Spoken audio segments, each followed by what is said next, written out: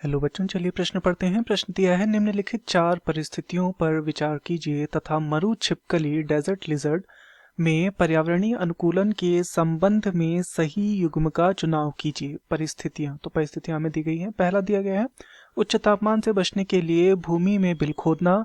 दूसरा है उच्च तापमान के दौरान शरीर से तीव्रतापूर्वक ऊष्मा निष्कासन। तीसरा है निम्न तापमान के दौरान धूप सेकना तथा चौथा है मोटी वसीय डर्मिस के द्वारा शरीर का इंसुलेशन। विकल्प हमें दिए गए हैं।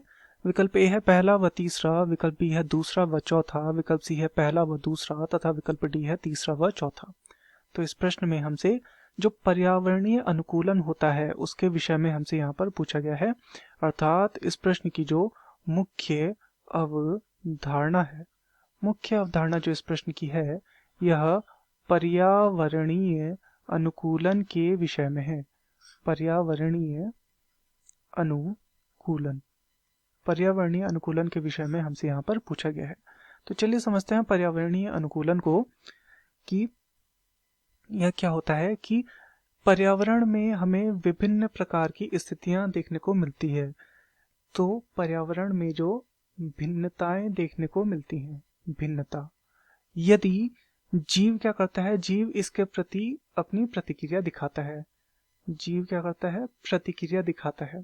तथा ये जो जीव यदि इसके प्रति इस प्रकार की प्रतिक्रिया दिखाता है जिससे यह इस वातावरण के अनुकूल होने का प्रयास करे ताकि ये वातावरण में सही से रह पाए, तो वातावरण के यदि ये अनुकूल होने का प्रयास करे, ये प्रतिक्रिया ऐसी हो जिनसे जीव क्या हो, वातावरण के अनुकूलन में आए, तो इसे हम कहते हैं पर्यावरणीय अनुकूलन। जीव का इसे पर्यावरणीय अनुकूलन कहा जाता है। यहाँ पर इस प्रश्न में हमसे मरु छिपकली के विषय में, डेजर्ट लिजर्ड के विषय में यहाँ पर हमसे पूछा गया है। तो हम देखते हैं।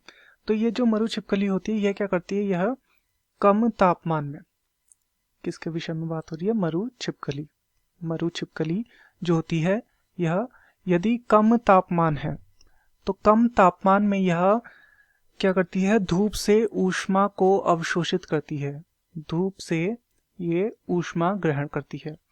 तथा यदि तापमान अधिक है तो ऐसी स्थिति में यह क्या करती है, बिल खोदकर छिप जाती है। ये क्या हो जाती है, छिप जाती है। इस प्रकार से ये पर्यावरण के प्रति अनुकूलन दिखाती है। पर्यावरण में जिस प्रकार की स्थिति होती है उसके अनुसार अनुकूल होने का ये प्रयास करती है। तो यहाँ पर देखते हैं। पहला देखा है उच्च तापमान से बचने के लिए भूमि में बिल खोदना। बिल्कुल जब उच्च तापमान होता है तब यह क्या करती है, बिल खोदती है। दूसरा है उच्च तापमान के दौरान शरीर से तीव्रतापूर्वक ऊष्मा निष्कासन। तो यह ऐसा नहीं करती है, गलत हो जाएगा। तीसरा यहाँ पर हमें दिया गया परिस्थिति निम्न तापमान के दौरान धूप सेकना। बिल्कुल ये धूप सेक कर ऊष्मा का अवशोषण करती है। तथा चौथा है मोटी वसीय डर्मिस के द्वारा शरीर का इंसुलेशन। तो ये हमारा गलत हो जाएगा। तो विकल्प को देखते हैं। विकल्प ए है पहला व तीसरा, तो बिल्कुल ये हमारा सही है।